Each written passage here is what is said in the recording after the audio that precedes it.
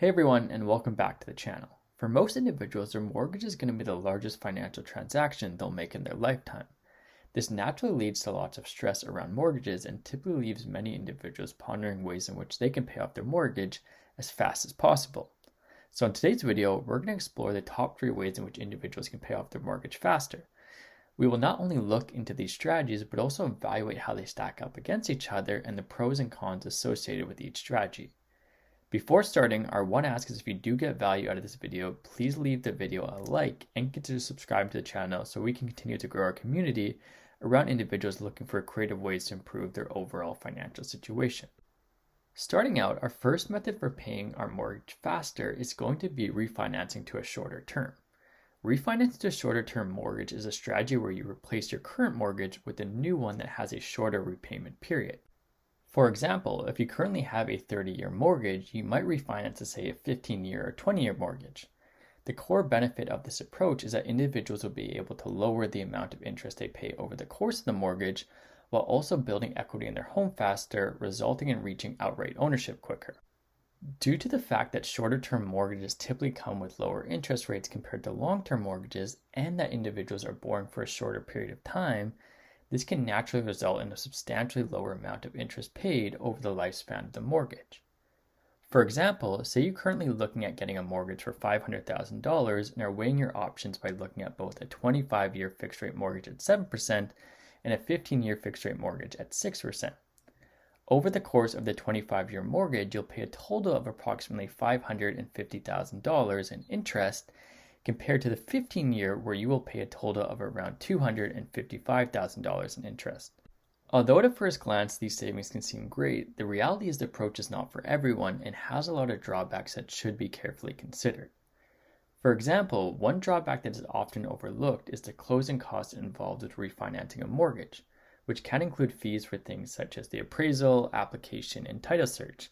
These, of course, can directly eat into some of the savings that we can see with the strategy.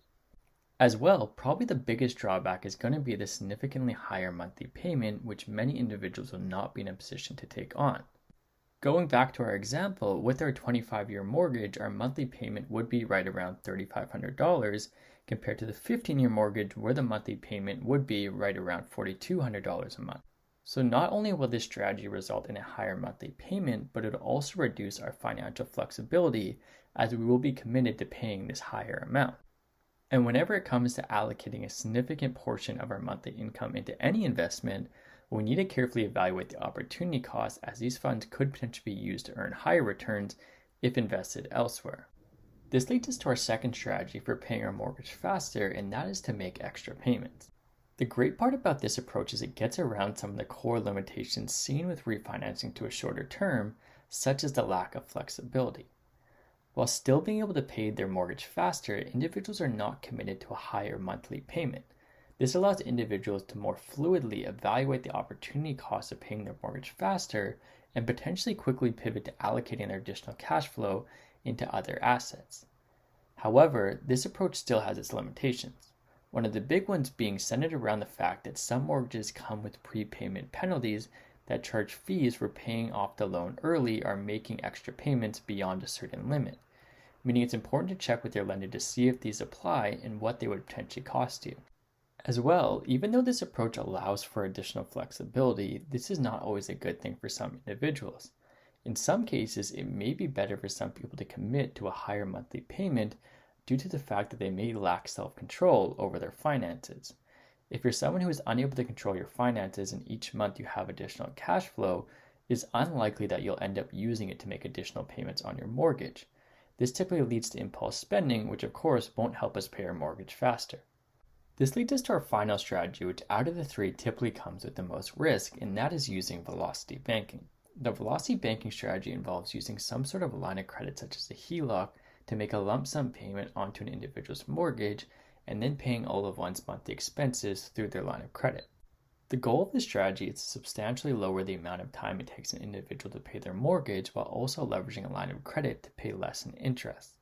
For those new to the concept of velocity banking, we recommend checking out our in-depth video on this topic that provides a more detailed overview of the strategy as well as going over some of the common questions that beginners have when learning about the strategy. We will link this video down below in the description. The benefits of velocity banking are that it can, of course, allow us to pay our mortgage down faster while also taking advantage of the interest rate on our line of credit, which is typically calculated using simple interest. However, comparing it to our other two approaches, the velocity banking strategy is much more complex, meaning that it requires a much more thought out plan to be successful. It also creates an additional layer of risk compared to the other strategies as we are using an additional loan. Like with making an extra payment, it can potentially come with the downside of running into additional fees for paying off the loan early. As well, the strategy does require individuals to have access to some sort of line of credit such as a HELOC, which is not always easy to obtain. However, by leveraging a line of credit, it can potentially offer the opportunity to pay off our mortgage faster and save more on interest compared to just making an extra payment. It is important to understand that when it comes to velocity banking, it has added complexity, and proper planning and the right financial situation are required for it to be successful. All in all, there are a variety of different approaches that can be taken to pay off a mortgage faster. However, it's important to remember that just because one approach works for someone does not mean it'll work for another individual in a completely different financial situation. That's why it's important to always speak with the proper licensed financial experts who can help you make the best decision for your own unique financial situation. Thanks for watching today's video, and again, if you did get value out of the video, please leave a thumbs up on your way out and consider subscribing to the channel for more unique approaches to improve our overall financial situations.